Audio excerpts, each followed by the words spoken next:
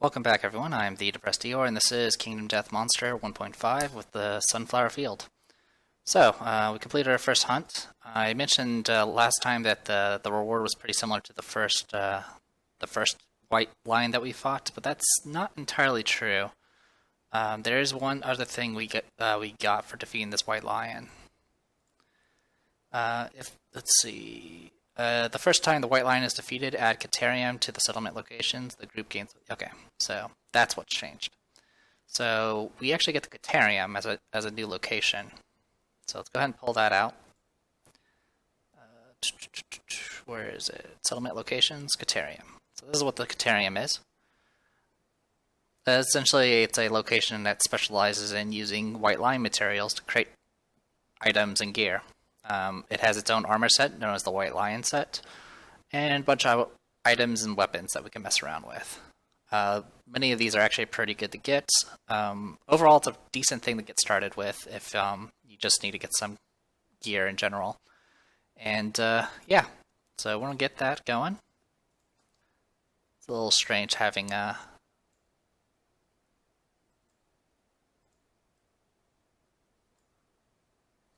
this before I get the organ grinder, but it is what it is. So we get that, and now we'll go ahead and take care of all the settlement phase. Right now I've been dividing them up between the hunt and showdown phase and the settlement phase. I'm probably going to keep it that way, even though some settlement phases might be a bit short. Anyway, so set up the settlement we already did. Survivor's Return, let's go and heal the injuries. I'll do that off screen, we'll worry about that later. Gain endeavors, we get 1 per returning survivor, so we do get 4 this time instead of 3. Of course, if anyone had died, we would have actually gotten more. And then we need to update the timeline, so I'm going to go ahead and make a copy of this and use that to keep track of things. I do have some, I guess, good news. I do have an image of the 1 through 100 hunt events now, so I'll try to show that off. It's not the best resolution, much like many of the new 1.5 assets I've been messing with. They're not the best, but it's better than nothing. What I did originally for 1.5 is there was a PDF of the rulebook. Unfortunately, the person that makes this game, I think his name's Poots or something like that, has been cracking down a lot on not only any sort of digital PDFs or anything like that, but also been cracking down on the Steam modules as well. So some of the Steam modules I use might not be around, but since I have it already saved, I can use it as much as I want. And I'll just put it out here now, even though it's about 4 videos in. This is for personal use only. This is just a means this is a layout so I can show this game off to you guys as well as play with my friends online. I do own the physical copy, but I don't have any friends that are local, so I do want to actually make use of these board games that cost me hundreds of dollars. Alright, so we're in Lantern Year 2. Let's go ahead and take a look at our timeline. We have the Endless Screams event. Let me check a couple other things about the phases. Upload timeline, check. Do we do settlement event first, and then trigger story event? Let me make sure. Alright, first we do settlement event, then trigger story events. That seems to be the order, at least as far as I read from it. So, that means we get to do our first actual random settlement event. But before we do that, I'm going to go ahead and show off this thing here. This is the image. This is essentially set up on one of the modules on Tabletop Simulator. I'm just going to show off the 2 events that we did get. There was 95, which was the Grim and Frostbitten. This is the one where we lost a survival point, which I said wasn't a big deal, but that actually hurt us quite a bit, because essentially losing a survival point meant we had 1 less dodge, and as you can probably tell, we got beat up pretty bad. And then there was another one,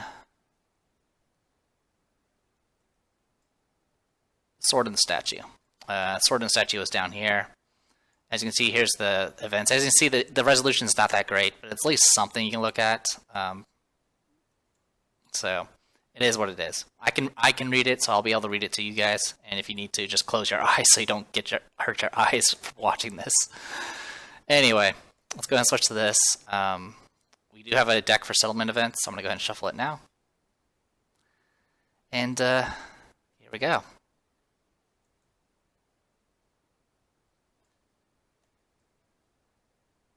Okay. Settlement is hidden behind a thick green mist. Something about the way the lantern light passes through it makes it seem alive. Roll 1d10. Okay. So anyone can roll this. 6. Does the settlement have ammonia? We do. Yes, a nominate a survivor to douse themselves in urine and run through the settlement, clearing the mist away. They gain +3 understanding, but -1 permanent luck for being so gross.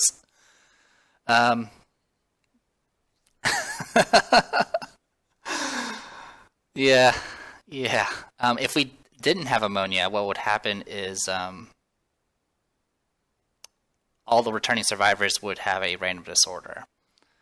And then, obviously, if you roll super low, all the returning survivors would have to skip the next hunt, which is kind of rough. And then there's one that involves the guidepost. And if you roll really, really high, it actually is...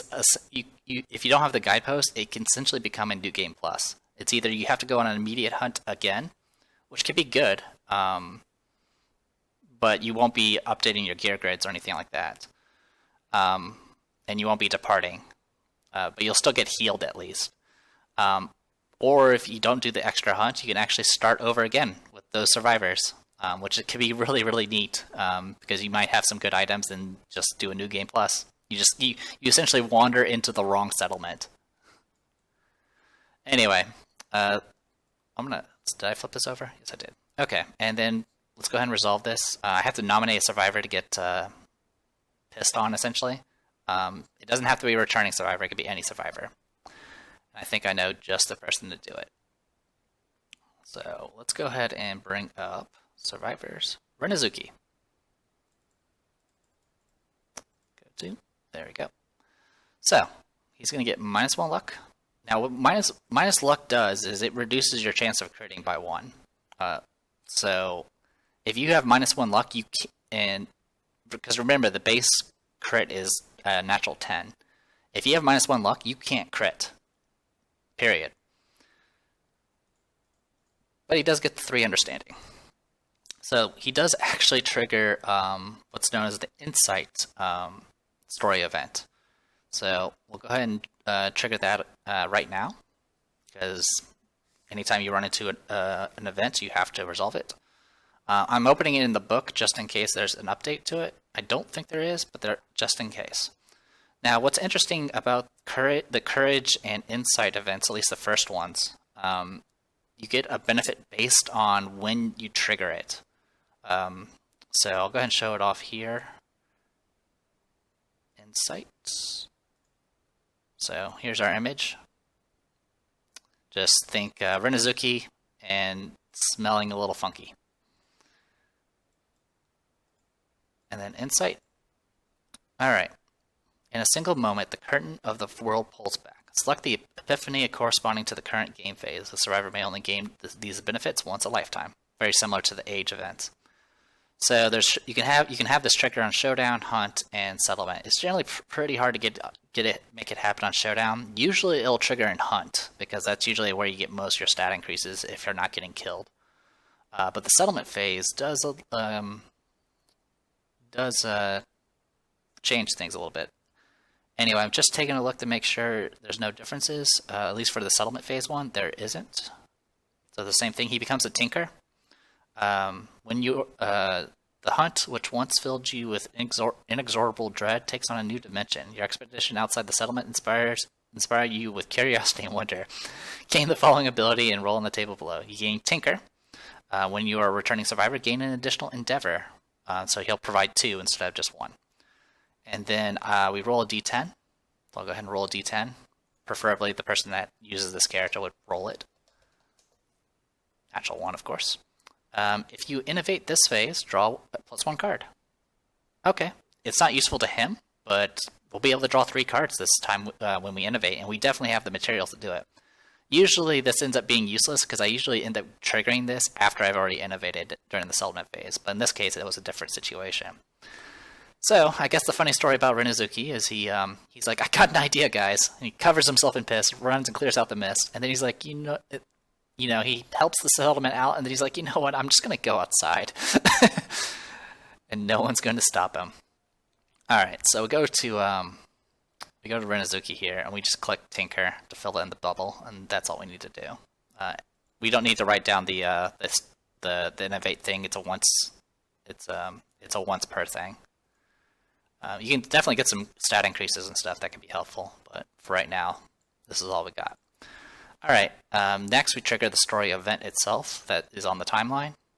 Also, whenever you complete a settlement event, you just shuffle it back in. All right. So next is, I believe it's something involving screaming. Endless screams. Here's the image. It's probably how Unzon feels right now, because he's pretty insane right now. Endless screams. As always, I'm looking at the 1.5 book just in case there's any differences. I don't think there will be any, but you never know. All right. A scream pierces the silence around the settlement. As the noise fades, a chorus of horror rises up in answer. The settlement erupts into chaos, trying to comprehend the source of the terrible wail. You may now hunt the screaming antelope. Add it to the quarry list on the settlement record sheet. Nominate a single survivor to stand amidst the madness. They gain +1 courage and become the voice of reason. All right. Let's, who wants to be the voice of reason? So right now, I don't think anyone has courage. I don't think anyone has courage. I'm checking. I'm going to check the hunt, one of the hunt events real quick. We had White Lion Cub. Yeah, we didn't. Okay, that didn't actually give any increase. Okay. So, who do we want to be the voice of reason? As funny as it would be, I don't exactly want Rinosuke to have it. There is a potential for bad stuff to happen if you roll low, though. So, story event. Survivors. I'm going to have Shikieki be the voice of reason. So, Shikieki is going to get +1 courage, and then I roll 1d10. 7. The survivor stands firm in the face of the screaming unknown. Slow and strong words change the settlement's fear into tingling excitement. After all, the endless screams might be an opportunity to gain knowledge and harness the darkness. The survivor gains the Orator of Death fighting art, and then returning survivors gain +2 insanity. So returning survivors, that's Lily Black. 1, 2. 1, 2. 1, 2. And 1, 2. So everyone but Aya is insane from the returning survivors right now. Alright, so I'm going to go ahead and update Shikieki. She doesn't have a character sheet yet. She's going to get +1 courage and Orator of Death. Everything else should be fine. Yep. So we'll go ahead and save the changes. Alright, so I'll go ahead and show off Orator of Death. Fighting arts down here. Orator of Death. Once per showdown, you may spend an activation to have all non-death survivors gain +2 insanity. When you die, you encourage all survivors with your last words. So this is a way to get some a boost of insanity, which could be helpful, because you can die from taking brain damage. And the other effect, of course, is, as a last gasp, when you die, you'll at least get anyone that's knocked over will get up. It's not too bad.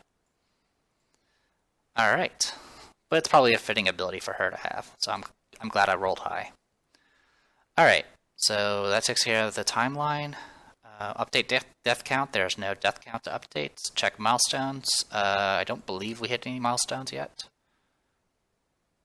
Fairly certain I haven't hit any milestones yet. Where is it? I used to have sheets on this, but I guess I don't. Well, in any case, we need to either get 15 population, our first birth, and reach I think year 10 on the timeline to trigger any more principles. So we're not going to hit any of those anytime soon. That brings us to development then. So we do have all of our materials here, plus the broken lantern that's already in our resources. So we'll hopefully be able to do some stuff with this. First things first, of course, we're going to take a bone, a hide, and a monster organ. This time I won't delete them. Basic resources, there. I'll return them to the deck and shuffle them. And then I'm going to spend 1 endeavor to go ahead and innovate. Now, if you remember, we do have the +1 card, thanks to Rinnosuke. So we're going to go ahead and shuffle this and draw 3 instead of 2. So our options are Paint, which is what we had last time, Inner Lantern, which gives access to Surge, which is another survival ability, and then Bloodletting, which is one of the ones that we just unlocked recently. So Bloodletting doesn't have any consequences, so it's essentially just a branch that ends. You can spend 1 resource. You can spend an endeavor, spend 1 resource, and roll 1d10, and you'll either get you can get +1 understanding, but you lose all your survival, and can't gain any for that entire phase. The average result, which is gain 3 insanity, and then you can also gain 6 insanity and cure a disorder, warped pelvis, and intestinal prolapse. Bloodletting is kind of interesting. It does give you some. It can also be useful in certain events, but we don't exactly need it right now, and I don't exactly want to spend resources just to get +1 understanding. But it is one of the few ways to get rid of like disorders and cure certain severe injuries. So I'm not going to use that one. The other 2 options, of course, is Paint and Inner Lantern. One is Art, the other one's Faith. I generally like Inner Lantern better because of Surge. So what Surge does is it's a survival action where you spend a survival point to immediately gain an activation, and you use it immediately. This can allow you to do things like double attack or interrupt attacks, which can be really interesting. It can get a little messy when you're like countering reactions and things like that, but overall it's a pretty solid card. So I'm gonna go ahead and take it. We'll just toss it to the side right now, and then this will add Inner Lantern consequences. So let's go ahead and go through the innovation deck and grab the ones that are there. Paint, Hovel, Storytelling, Symposium, Paint, Shrine, Lantern Oven, Drums, Song of the Brave, Pictograph, Hovel, Inner Lantern. So we get Shrine added to the deck. Hovel, Family, Symposium, Inner Lantern. So Scarification and Shrine are added. They'll be shuffled in. So the deck is up to 8 now. But we do get access to Surge, which I can go ahead and update now. So Surge. Alright. And just for the sake of simplicity, I'll just update this over here as well. So Inner Lantern and Bloop. Okay. So there you go. We got Inner Lantern. Next, I'm going to go ahead and spend an endeavor to get the organ grinder. Alright, that takes care of all that. Alright, so we have 2 endeavors left to play around with. Is there anything in particular we will really... What do we got? We have 1, 2, 3, 4 bones, 5 bones, 6 bones, with one of them being a skull, 1 scrap, 3 hide, and then a wild card. So we don't have much in the form of organs. Now, one thing we can do is we can spend 3 of those bones and a hide to get the weapon crafter up and running. And then the weapon crafter can get us access to fancier weapons.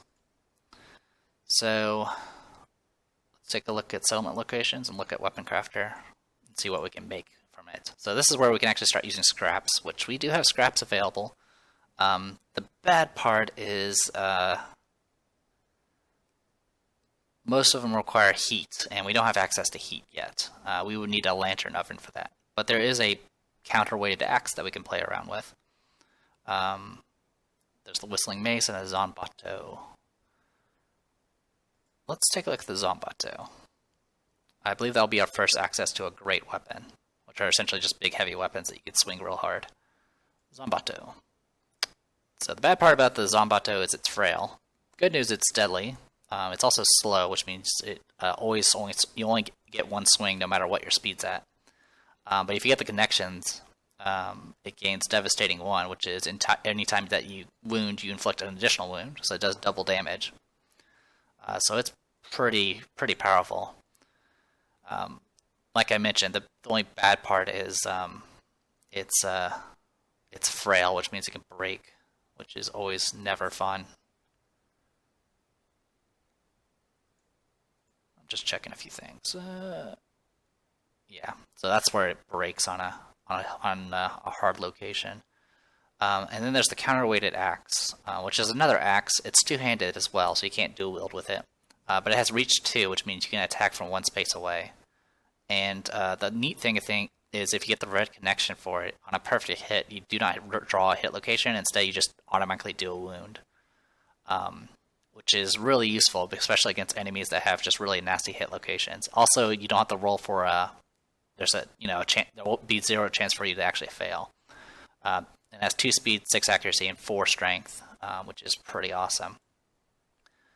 So it'll be a bit of an investment if I want to go for that. Essentially, I'll be foregoing armor to go straight for the axe. It's also not brittle, so it'll be an investment to go all in for that. It would essentially use my wild card, 2 of my hide, and 5 of my bone to essentially get the counterweighted axe.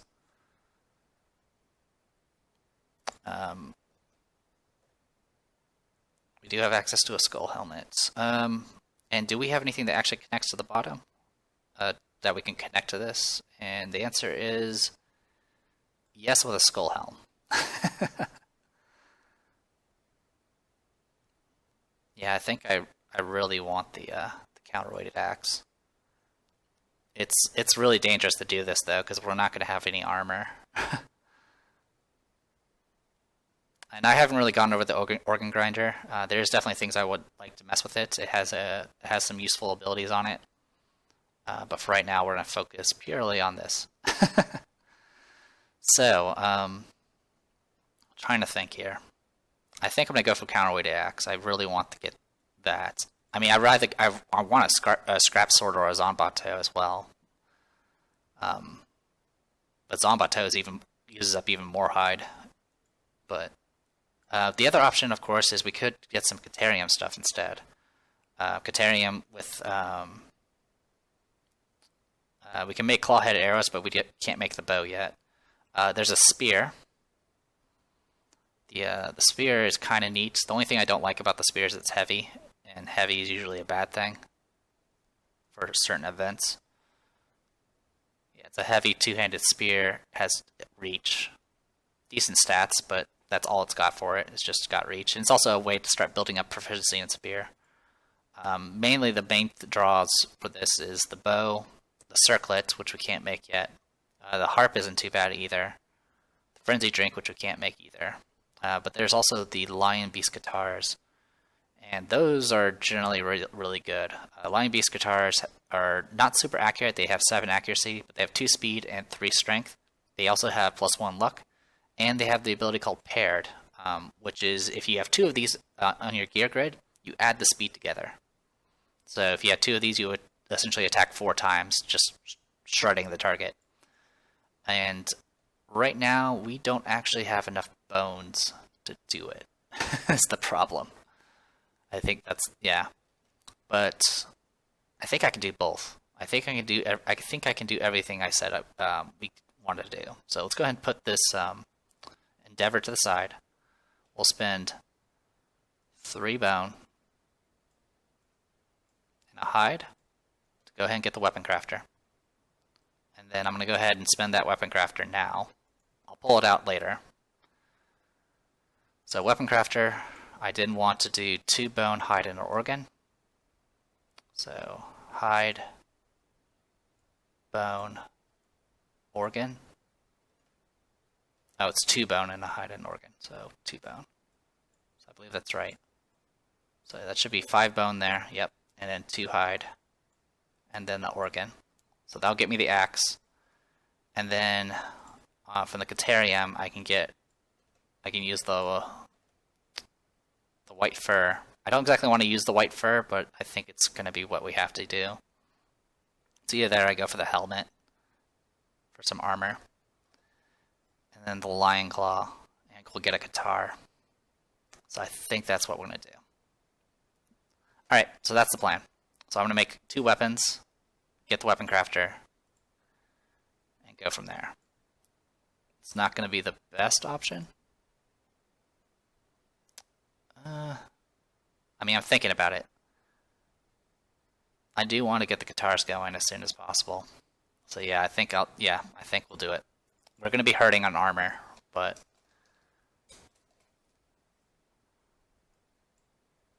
we'll be in a... But having this now, I'll at least get that started. The other option, of course, is we could have started working towards the leather worker, but we don't have a lot of hide to play around with. So we would be building it and then not being able to do anything with it. So let's go ahead and get that started, and then we'll grab guitar. There's not too many guitar weapons, I don't think. I know of 2. And one of them is from this monster, and then there's the screaming antelope. Counter.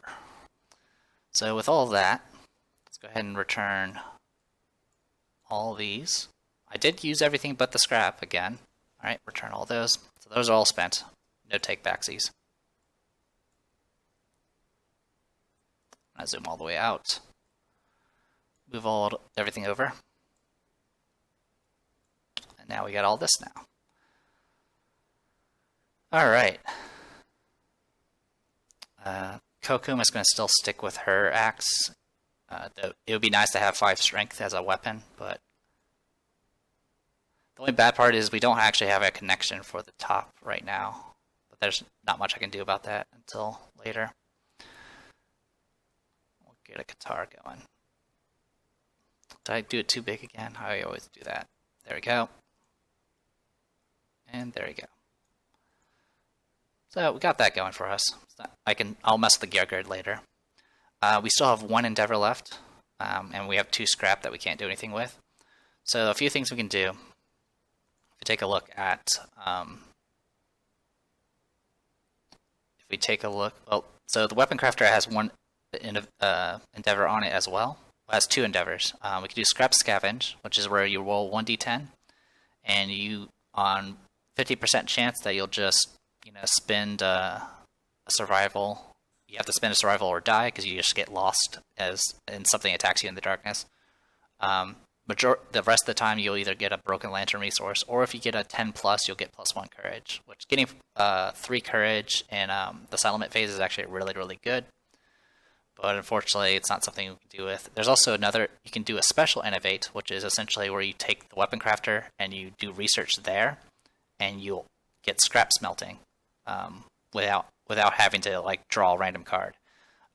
It's expensive. It's essentially 10 resources. You're looking at 2 scrap, 5 bone, 5 organs, but it is one of the few ways to get just an innovation on top of what you've already gotten from just your random mashing of materials together. The other thing is we got the organ grinder. Now the organ grinder has a couple things we can do. You can craft the stone circle, which is essentially for the screaming antelope stuff, but we haven't hunted one of those yet, so we don't need it, and we also don't have the materials. They also added the stone noses, which is you spend an endeavor to craft, and essentially you just break off a nose off out of one of the stone faces. And what's kind of neat about it is essentially all it is just item and jewelry, has no connections, and then on arrival you gain +1 survival and +1 insanity. So essentially you'll go into the fight with an extra survival and insanity, which is kind of useful. The other thing you can do is you can do an augury, which is the survivor endeavors to glean the meaning of existence, roll on the table, add +1 to the result if your understanding is 3 or higher. So what we can do is we could take RINNOSUKE, who has 3 understanding now, and try to get some results. If you roll low, you lose a resource, but you gain +1 understanding. You can get +1 survival, which won't do anything for him. But if we roll high, we'll trigger a story event, and we need to trigger that story event. So that's what we're going to do. So it's going to be RINNOSUKE is going to do an augury. He has 3 in knowledge, so he's going to get 1d10 +1. And we did it. We got 10. So 10 will trigger the intimacy storyline event. So that used up our last endeavor.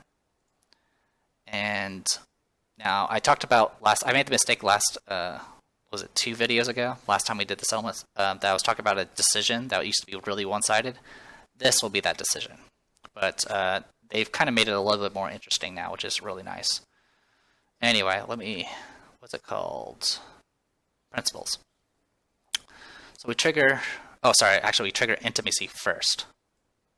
So let's go to intimacy, and we get to learn the wonderful world that it is trying to expand our population. Also, I'm clicking the wrong thing. There we go. Insight. Nope, sorry, not intimacy. Aw, they're adorable. Alright, intimacy. And I'll pull it up on my book, but I'm pretty sure it hasn't changed. This is one of the few events that's really brutal and unfair, but it is what it is. We are a primitive species here. Intimacy. Nominate 1 consenting male and 1 consenting female survivor and roll on the intimacy table below. So just roll a straight up d10. There's about a 30% chance that bad things will happen. So, question is who do we risk? We can potentially lose, if we roll a natural 1, we'll lose both the mother and the father. If we roll 2 and a 3, you lose the mother, and then the male just suffers. And then anything higher than that will get us increased population. And we need to increase our population. Our population is really low. So what I'm going to do is I'm going to pick an unnamed male to do to be the father. And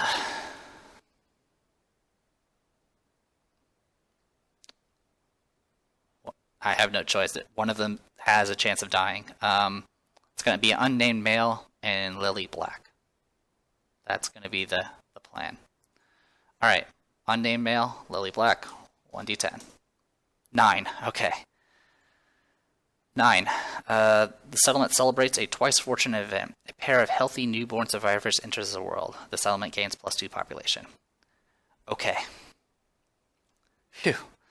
Alright, so we get +2 population. We get to pick the genders. I'll do 2 females. I'll name them in a bit, but for right now. And we now have 11 survivors. So we're up to double digits, which is nice. Alright, we'll go ahead and save.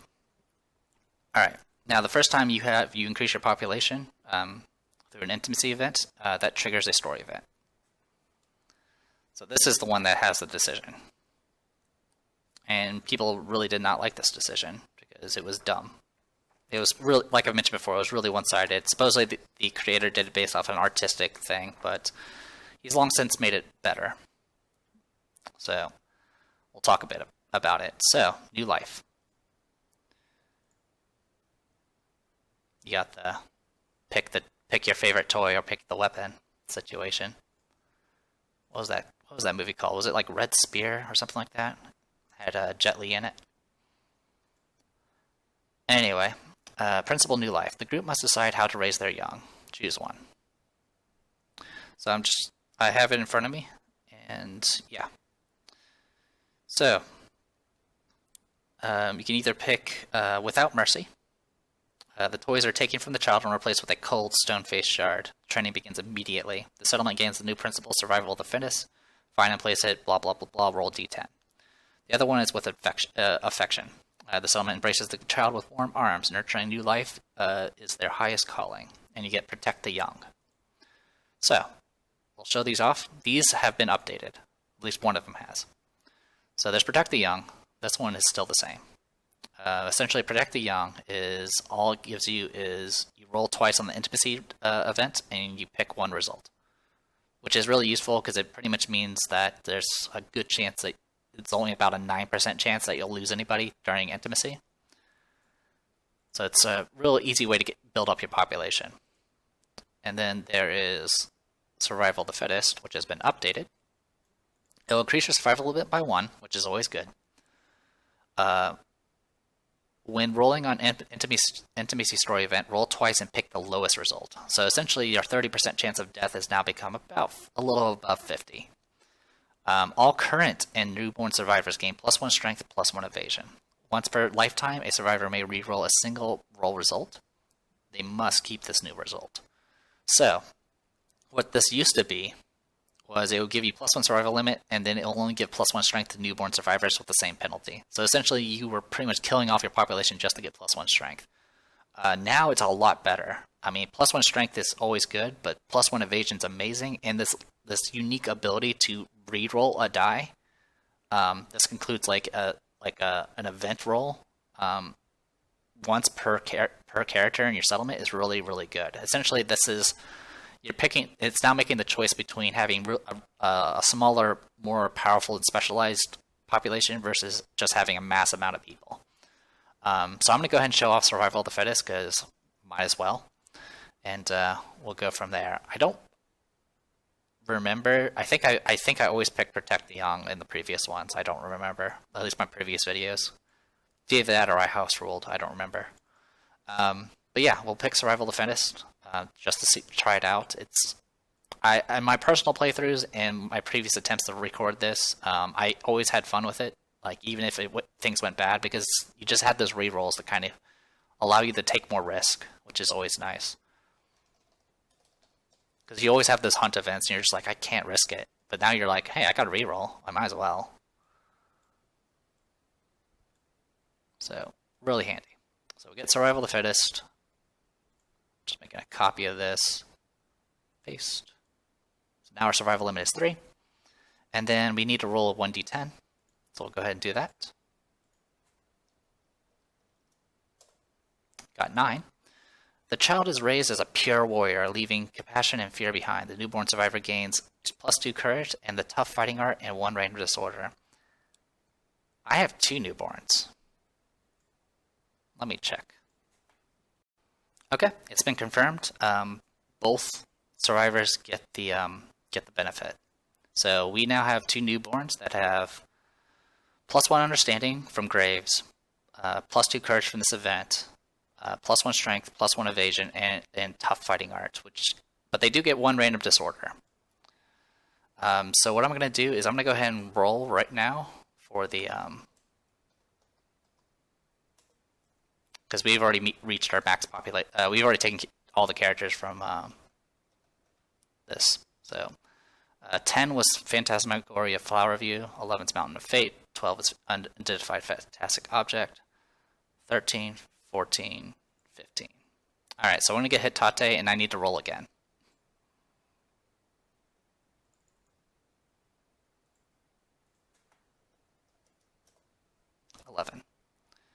Alright, so that's Mountain of Faith. We have 8 people there, so I'll roll 1d8. Got 1, which is Shizua Aki. Alright, so those will be our new people. Alright, so I'll go ahead and update their stuff. Both very useful people, so we get Hatate. +1 strength, +1 evasion, +2 courage, +1 understanding, tough, and I need to get a random disorder, so we'll do that right now. Weak spot. When you gain this disorder, roll random hit location and record it. You cannot depart unless you have armor at this hit location. Okay. So roll 1d6. Chest. So weak spot chest. So that's for Hatate. Go ahead and copy all that, all I can. And the other one was Shizua, I believe. Shizua.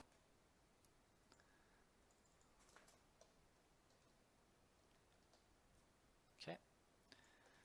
And then put this back. Shuffle, shuffle. Draw. Binge eating. You cannot depart unless you have a consumable gear in your gear grid. You must consume if a choice to consume arises. Eating is your only thing that helps you escape your miserable life. I didn't read the flavor text for weak spot. You have an imaginary infirmity. Alright, so binge eating.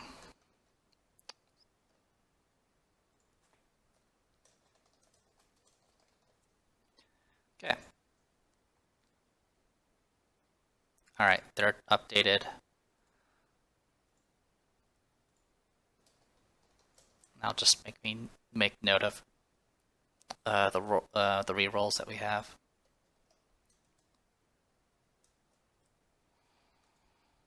Because I can use them to reroll. And that's usually what I end up using them for, as far as like intimacy rolls, is use them for the reroll, just so I can avoid doom. Because I have to take the lowest result from 2 dice, so I might as well reroll the low result. Anyway, save changes. That is it for all of that. Yeah, that was really good.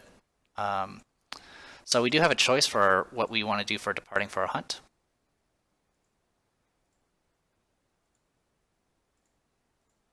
I'm just checking to see if there's anything else. Yeah, at this point we just need to prepare survivors. I don't have any consumables, so I can't take any of our... I do have something for the chest armor, so I could take Hatate and get her started on her training. Also, real quick, +1 strength, +1 evasion. So this is just my way of keeping track that they have a reroll. Okay. Takes care of all of that.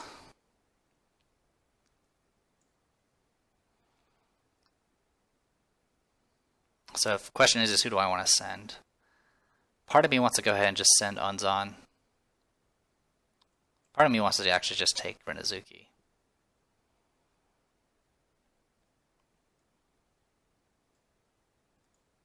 And Rinosuke will kind of just be a liability. I don't know, there's a lot of choices. I do know having high-level characters can be a bit of a danger for certain events. So that's why I'm kind of concerned. I want to take Unzon with me just so Kamachi has someone that's at least equal experience. But I think what I'm going to do instead is I'm going to take out Kamachi for now. I want to spread the experience out a little bit. So, what we'll do here is, yeah, I'll send this. I'll figure out who to send off screen. And the only thing we need to keep track of now is I need to add a second scrap to our storage. So now we have a second broken lantern. This gets returned. This gets returned. Shuffle, shuffle, shuffle, shuffle, shuffle, shuffle. Also, I have to decide on like what thing to hunt. I think I want to go for another white lion because I want to get the try to get the bow. Because the bow is really, really good to get. So, yeah, that'll be the plan. Anyway, I'll return all these. Anyway, I've rambled on long enough. Apologize it took so long. I'll probably edit out some of the stuff as usual. But, yeah, I am the Depressed Eeyore. This was Kingdom Death Monster and at the Sunflower Field, and we got some population. See you guys next time.